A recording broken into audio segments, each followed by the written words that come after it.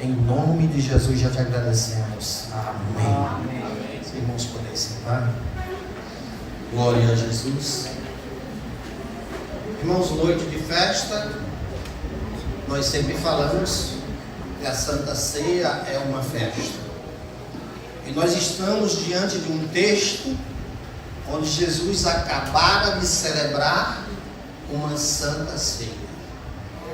Eu imagino que a Santa Ceia que Jesus celebrou não teve a mesma alegria que as nossas Santas Ceias.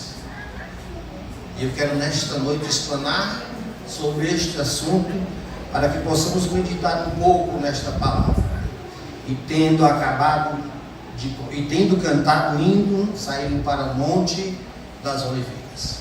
Como disse, é um momento em que Jesus celebra uma ceia. Mas para a gente entender até aqui onde nós chegamos no Monte das Oliveiras, eu os convido a voltar um pouco na história. Glória a Jesus. Mateus capítulo 17, os versículos de 1 a 5, nós vamos encontrar a seguinte narrativa. Mateus 17. 6 dias depois, tomou Jesus consigo a Pedro e aos irmãos Tiago e João, e os levou em particular ao alto monte. E foi transfigurado diante deles, o seu rosto resplandecia como o sol, e as suas vestes tornaram-se brancas como a luz. E eis que lhes apareceram Moisés e Elias falando com ele. Então disse Pedro a Jesus: bom é estarmos aqui. Se queres, farei aqui 3 tendas, uma será tua, outra para Moisés e outra para Elias. Falava ele ainda quando uma nuvem luminosa os envolveu, e eis vindo da nuvem uma voz que dizia: este é o meu filho amado, em quem me comprazo, a ele ouvi. Glória a Jesus. Texto muito conhecido da história, e a igreja conhece esse momento glorioso que nós falamos da transfiguração. Glória a Jesus. Mas também um outro momento que nós podemos dizer glorioso pela presença de Deus, glorioso pela experiência que os discípulos tiveram em poder vislumbrar um pouco do céu. Mas para Jesus não foi um momento tão glorioso. Como assim, irmão Francisco? Jesus estava falando com o Pai, com Moisés e com Elias, e não foi um momento tão glorioso? Eu explico? Não, a Bíblia explica. Glória a Jesus. Lucas capítulo 9. Louvado seja Deus. Glória a Jesus para todo sempre.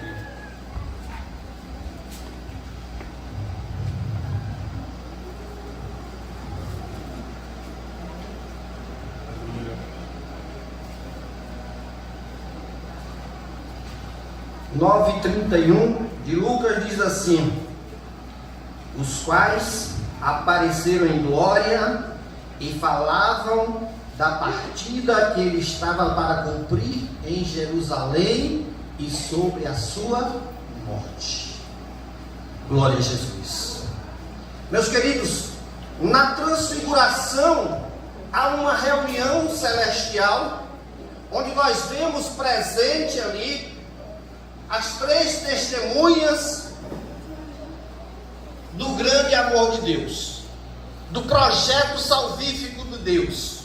Nós estamos falando ali que tínhamos Moisés, representante da lei, Elias, representante dos profetas, e estava ali Jesus Cristo, o próprio Deus, em graça. Louvado seja Deus. Observem que na narrativa de Jesus, quando da passagem da morte do rico e Lázaro, quando o rico pede a Jesus para voltar, para falar com os irmãos, para não caírem no mesmo erro de irem parar no Hades, Jesus diz assim: eles têm a lei e os profetas, a eles ouvir. Glória a Jesus. Mas agora, aqui na transfiguração, nós estamos vendo Filho amado em quem me comprazo, a ele ouvi. Agora passa o período da lei, agora passa o período dos profetas, e nós estamos no período da graça. Mas a graça para nós, repito, mas para Jesus não. Porque a pauta da reunião era que Jesus ia para Jerusalém para morrer. Glorificado seja o nome de Jesus. Jesus estava descendo para Jerusalém para cumprir um propósito do Pai. Glória a Jesus. E um propósito que já estava pré-estabelecido desde a fundação dos tempos. Lá em Apocalipse, no capítulo 18, nós vamos encontrar: e o Cordeiro estava posto desde a fundação dos tempos. Glória a Jesus.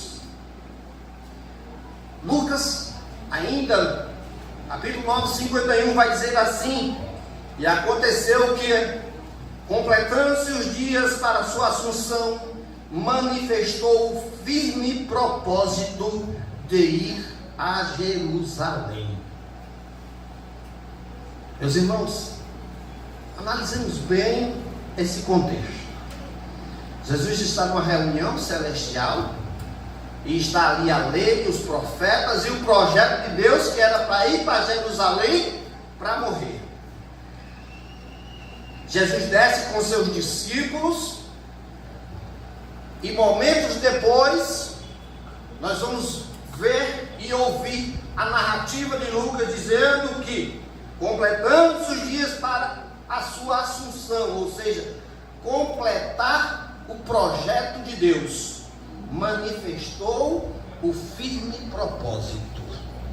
Firme propósito quer dizer ter um propósito claro e definido, alinhado com valores e objetivos pré-definidos. Jesus já sabia que ele ia enfrentar a morte. Prova é que a primeira reunião que ele tem com os seus discípulos, ele vai falar com seus discípulos sobre a necessidade de ir a Jerusalém e o que os aguardava em Jerusalém. Observem que Jesus tem um firme propósito, sabendo que vai morrer. Glória a Deus. Amados, eu fico a imaginar que nós, meros mortais, quando a gente sabe que tem uma blitz na estrada, por mais que o nosso veículo esteja todos em dia, se a gente puder evitar para cortar caminho, a gente vai cortar caminho para evitar o dissabor somente de ser abordado. Verdade. Se a gente sabe que numa estrada tem malfeitores, que normalmente ocorre assaltos naquela região, a gente evita passar naquele lugar. E Jesus agora sabia que ia para Jerusalém para morrer.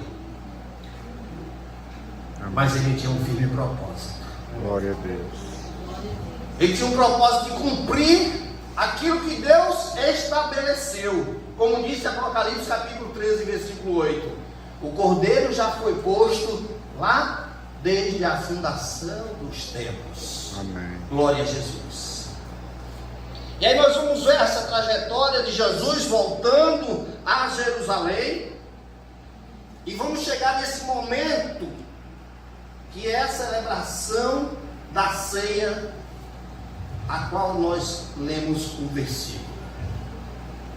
Jesus manda seus discípulos à frente para preparar a ceia, e eles vão, Pedro e João, a um lugar determinado pelo próprio Jesus, prepara aquela ceia, e naquela ceia Jesus vai trazer uma narrativa que nós estamos acostumados com ela, foi lido aqui nessa noite, através do apóstolo Paulo, capítulo 11, a partir do versículo 23, que foi lido nesta noite. Glória a Jesus. Mas na narrativa de Jesus aqui em Lucas, louvado seja Deus, nós vamos encontrar em Mateus, nós vamos encontrar a seguinte: enquanto comiam, tomou Jesus o pão e abençoando partiu e deu aos seus discípulos, dizendo: tomai, comei, isto é o meu corpo. A seguir tomou o cálice, tendo dado graça, deu aos seus discípulos, dizendo: bebei dele todos, porque isso é o meu sangue, o sangue da nova aliança, derramado em favor de muitos, para a remissão do pecado. E digo-vos que desta hora em diante não beberei do fruto da videira, até aquele dia em que hei de beber novo convosco no reino de meu Pai. Meus queridos, quando nós ouvimos do próprio Jesus essa narrativa, em dizer, ó, o pão simboliza o meu corpo, eu acredito que deve ter irmãos aqui com 20, 30, 40, 50 anos de crente. Para a glória do Senhor, já tem uns 45. Então nós temos 45 anos ouvindo a mesma mensagem de que o pão que nós celebramos a ceia representa o corpo de Cristo. E na narrativa de Paulo diz assim: fazei isso em memória de mim. Mas a gente não aprendeu a que Jesus Cristo estava se referindo. Que memória é essa? Nós queremos nos apegar apenas à parte final, que Jesus diz: até que venha. Essa é a promessa. Mas o memorial, a gente precisa voltar um pouquinho na história. Isaías 53, trecho muito conhecido também da palavra de Deus. Vejam, Isaías está 650 anos aproximadamente antes de Jesus Cristo. E Isaías tem uma visão dada por Deus e ele escreve, Isaías 53, a partir do versículo 4: verdadeiramente, ele tomou sobre si as nossas enfermidades, e as nossas dores levou sobre si. E nós o reputamos por aflito de Deus, ferido de Deus e oprimido. Mas ele foi ferido pelas nossas transgressões e moído pelas nossas iniquidades.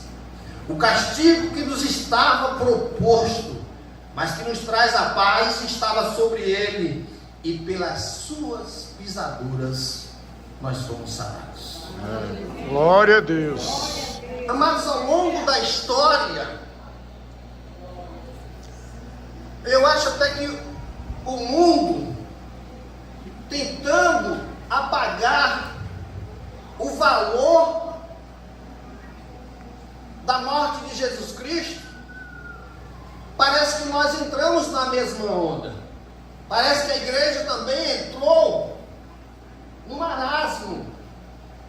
Nós ouvimos falar isso desde criança, e o fato de ouvir repetidas vezes, nós não damos o valor que tem. Quando ouvimos falar sobre a morte de Jesus Cristo, parece que nós estamos ouvindo falar de um filme sensacionalista, que mais parece esses filmes épicos, com um final feliz. E nós acostumamos até a ver a forma de transliteração da literatura para a imagem. E quem aqui já não assistiu a Paixão e Morte de Jesus Cristo? Por curiosidade, nós vemos na televisão, nas novelas. E o fato de nós vermos corriqueiramente, para a gente também parece que é mais uma novela, é mais um capítulo da história. Mas quando a gente vê que a narrativa vem de lá de trás, quando ainda não tinha acontecido, Deus usa um profeta para dizer: verdadeiramente, Ele tomou sobre si as nossas enfermidades e as nossas dores. Glória a Jesus. Louvado seja Deus. Eu falei aqui que no Monte da Transfiguração estavam os 3 representantes da obra salvífica de Deus: a lei, os profetas e a graça.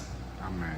Mas a graça foi graça para nós, mas para Jesus não foi de graça. Verdadeiramente Ele tomou sobre si as nossas dores. Aleluias. Glória a Deus.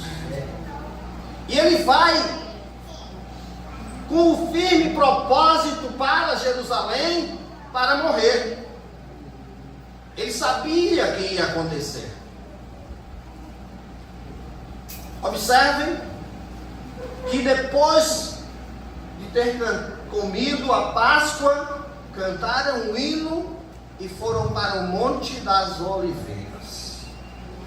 Aqui nós temos uma janela de conhecimento que diz que era tradição na celebração da Páscoa, chamada Hilal. Se cantava os salmos 113 e 114 antes de comer a Páscoa, e se cantava 115, 16, 17 e 18 depois da Páscoa. Então era uma tradição, e Jesus veio para cumprir toda a lei. Mas tradição ou não, qual de nós, tendo um filho no hospital, vai sair de casa para visitar esse filho que está doente, cantando hino? O que a gente vai é pedir misericórdia a Deus. Não é verdade? Qual de nós, diante das dificuldades, canta um hino de gratidão? Porque o hino 118 é de gratidão, o Salmo 117 é de gratidão. Louvado seja Deus. E Jesus agora está próximo a cumprir o propósito, que era morrer na cruz. Ele está louvando a Deus. Aleluia. Quantas vezes nós, por pequenas coisas, dizemos para nós mesmos: hoje eu não vou cantar, não quero mais fazer parte do grupo, eu vou entregar a liderança. Quantas vezes, por pequenas coisas, nós deixamos de adorar a Ele que morreu por nós? E Ele estava indo morrer por mim e por você, estava indo louvando a Deus. Aleluia. Tendo acabado de comer a Páscoa, cantaram o hino e seguiu para o Getsemane. Irmãos, a trajetória ela começa nessa fase. Não, ela começou desde quando Jesus nasceu. Porque aos 12 anos, quando ele estava no templo, que a mãe o procurava, ele responde que convinha estar cuidando das coisas do Pai. Então ele sabia o propósito de Deus, ele sabia para que ele veio. Aleluias. E agora, mais ainda, depois da reunião no Monte da Transfiguração, ele vem com o firme propósito de cumprir a jornada, de completar a tarefa. E ele segue para o Monte das Oliveiras. No Monte das Oliveiras, meus queridos, para vocês terem uma ideia, e até para confirmar a palavra de Deus de que o Verbo se fez carne, João capítulo 1, Jesus, na sua humanidade, a Bíblia diz que ele estava em tamanha agonia. E a agonia era tamanha que a narrativa de Lucas 22 diz que o seu suor era como gotas de sangue. Não diz que se transformou em gota de sangue, era como. Isso é uma forma de expressão para que a gente entenda a profundidade da agonia de Jesus Cristo. Porque nós muitas vezes ficamos agonizados com nós mesmos por uma preocupação de algo que nem aconteceu, só diante da possibilidade de acontecer, e que diz a ciência que 90% das nossas preocupações não acontecerão, mas Jesus estava diante de um fato que aconteceria. Por isso ele tinha razão de estar agonizante naquela oração. E ele era humano, mas ali ele lembrou de mim e de você. Amém. Aleluia. Glória a Deus. João capítulo 17, o versículo 22. João 17, 22. Quando Jesus estava orando pelos discípulos, vou pegar aqui para a gente não falar o que não está escrito. Diz assim: Jesus estava orando pelos seus discípulos. Glória a Jesus. Quando chega no versículo, João 17, chega no versículo 20, ele diz assim: eu não rogo somente por estes, mas também por aqueles que vierem a crer em mim por intermédio da sua palavra, ou do seu testemunho, ou da sua pregação. Glória a Deus. Lá no Getsemane, Jesus lembrou de mim e de você. E quando ele lembrou de mim e de você, ele disse: Pai, todavia não se faça a minha vontade, mas a tua. Glória a Deus. A graça venceu. A humanidade de Jesus dizia que ele poderia não ir para a cruz, mas a graça venceu. Amém. Glória a Deus. Todavia, Pai, não se faça a minha vontade, mas a tua vontade. Louvado seja Deus. E aí, Jesus volta, é preso, cumpre a sua trajetória. E na cruz do Calvário, ele expirou. Na cruz do Calvário, ele pagou por mim e por você. Isaías, como eu disse, há 5, 6 séculos atrás, profetizou o que ele não tinha visto. Mas agora, 60 anos depois da morte de Jesus Cristo, vem Pedro e escreve na sua primeira carta, 1 Pedro capítulo 2, 24: levando ele mesmo em seu corpo os nossos pecados sobre o madeiro, para que, morto para os pecados, pudéssemos viver para a justiça, e pelas suas feridas fomos sarados. Glória a Deus. Glória a Deus. Isaías profetizou do que não viu, mas Deus mostrou em detalhes. Agora Pedro vivenciou. Pedro não estava no pé da cruz, quem estava era João, mas com certeza ele estava escondido vendo. Glória a Deus. Porque se Pedro foi curioso para acompanhar Jesus lá naquele momento em que ele negou, eu tenho certeza que ele foi curioso para acompanhar, mesmo de longe, todo o processo da cruz. E agora ele pode testemunhar e dizer: levando ele mesmo em seu corpo os nossos pecados sobre o madeiro, para que, mortos para os pecados, pudéssemos viver para a justiça, porque pelas suas pisaduras fomos sarados.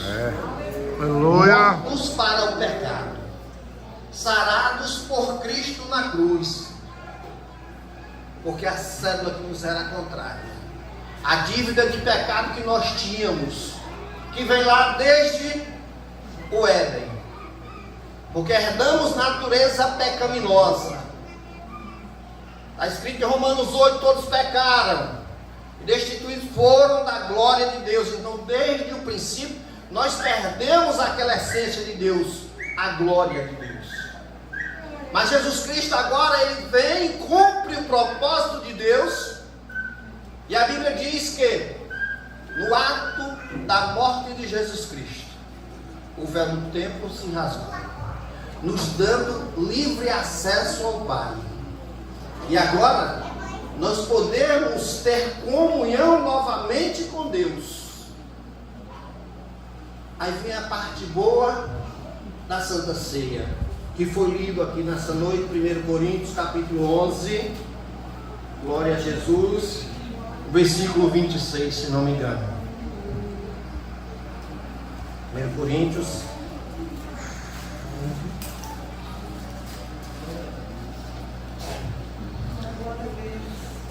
Porque todas as vezes que comerdes este pão e beberdes este cálice, anunciai a morte do Senhor até que venha. Irmãos, Jesus disse que é um memorial. E o memorial é a gente lembrar a memória de quê? Do sacrifício dele na cruz. Mas a gente vai lembrar desse memorial, precisamos fazer essa imersão no sofrimento de Jesus Cristo.